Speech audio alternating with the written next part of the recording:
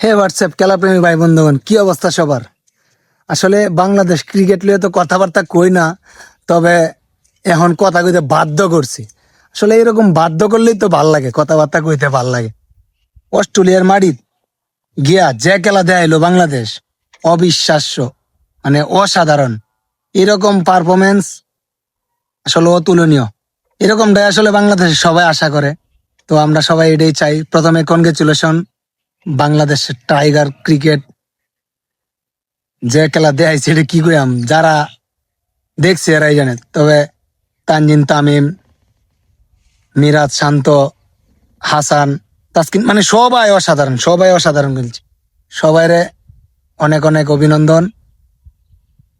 এমন অর্জন আসলে বাংলাদেশের সবার, আমার আপনার যা আছে সবার। আপনি একটা জিনিস চিন্তা করে দেখুন, শ্রীলঙ্কার মতো দেশ অস্ট্রেলিয়ার মাটির কোন সময় টেস্ট জিততেছে না, বাবা যায় এটা। পাকিস্তানের মতো দেশ লাস্ট 30 বছর ধরে, আমি যদি ভুল না করি, অস্ট্রেলিয়া মাটির টেস্ট জিততারে না।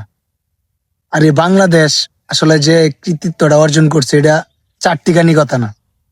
আপনারা কনগ্রেচুলেশন জানাইতে বাধ্য করাইছি, মানে এমন একটা অবস্থা। তবে সবার জন্য শুভকামনা।